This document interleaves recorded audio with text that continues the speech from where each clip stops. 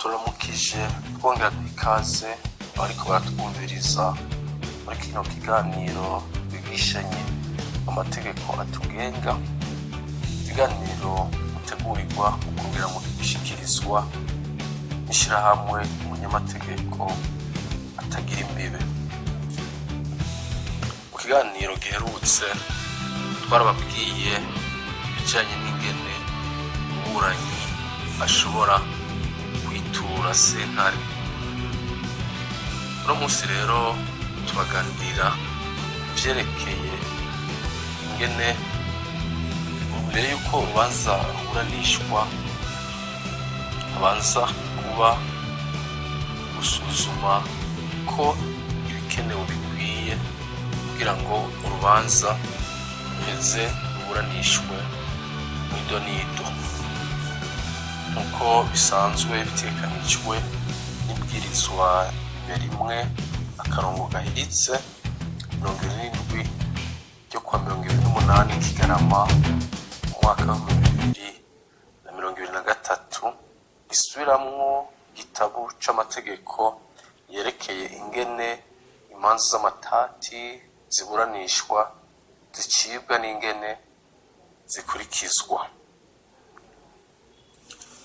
Kuri buri masentare yose hatekanijwe umucamanza ajejwe gusuzuma ibikwiye bikenewe ko urubanza rushobora kuburanishwa mw'idonido.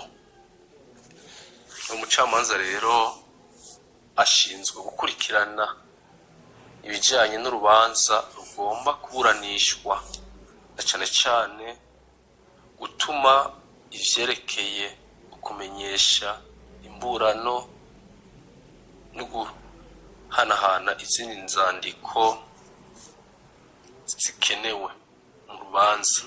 Aha twotanga akarorero nk'iyo ari urubanza ruhuza nk'umukozi n'umukoresha, hari igihe usanga ari ngombwa ko nk'amasezerano y'akazi ashobora kuba akenewe canke izindi nzandiko zijanye n'ivyo vy'akazi, cyangwa ugasanga n'urubanza ruhuza nk'umuguzi hamwe n'uwagurishije ari amasezerano y'ugurisha, igihe hakenerwa nk'amasezerano. Nivyo rero usanga bene ivyo umucamanza ajejwe gusuzuma ibikenewe bikwiye kugira ngo urubanza ruburanishwe. Ivyo rero bikagirwa mu ntumbero yo kugira ngo imanza zireke kuguma zidindira, kuko iyo urubanza rutanguye ivyo vyose vyaramaze gukorwa bituma urubanza runyaruka.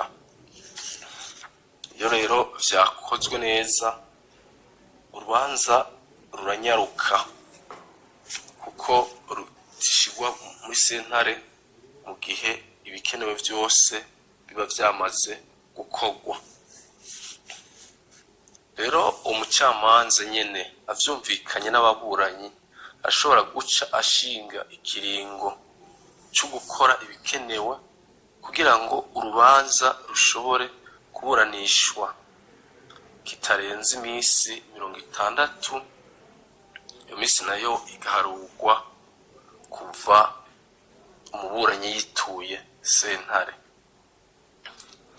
Umucamanza kandi ajejwe gusuzuma ibikenewe bikwiye kugira ngo urubanza ruburanishe, ashobora gufata ingingo yo gufatanya imanza mu gihe abona yuko ari ngombwa, canke akazitanya mu gihe nyene abona yuko ari ngombwa yuko azitandukanye. Ashobora kandi kubona ko habaye umwumvikano hagati y'ababuranyi, naho hoba ari kuri bimwe bimwe ababuranyi babisavye, arashobora gusaba sentare gufuta ingingo yemeza ivyo bumvikanyeko. mu byo ajejwe nyene uwo mucamanza ajejwe gusuzuma ibikenewe bikwiye kugira ngo urubanza rushobore kuburanisha, ashobora gushengeza abantu abona ko bakenewe mu rubanza, abantu bigaragara ko bahashitse bashobora gufasha gutorera umuti amatati.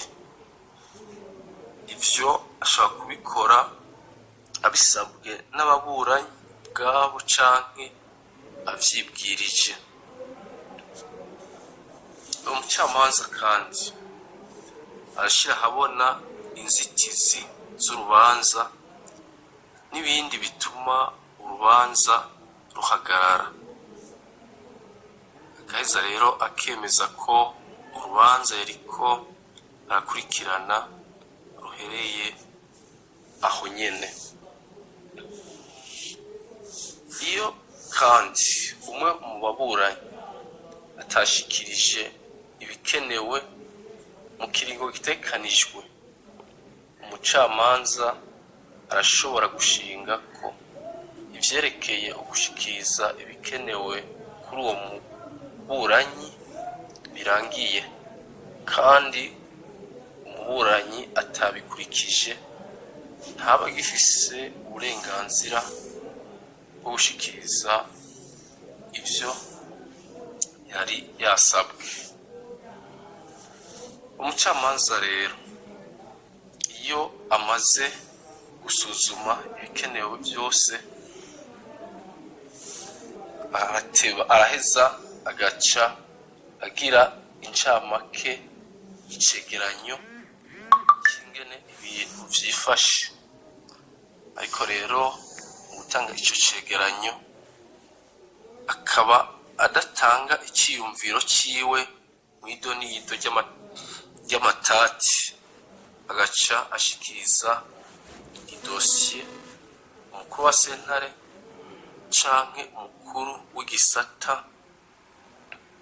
kugira ngo ace ashinga isangwe ry'ingene urubanza ruzoburanishwa. Ikiganiro twari tubateguriye kikaba kigarukiye ngaha, tukaba tubashimiye ku kanya mwaduhaye mu kutwumviriza no kudukurikirana. Tukaba tubipfurije amagara, tukabipfuriza no kugira ibihe vyiza.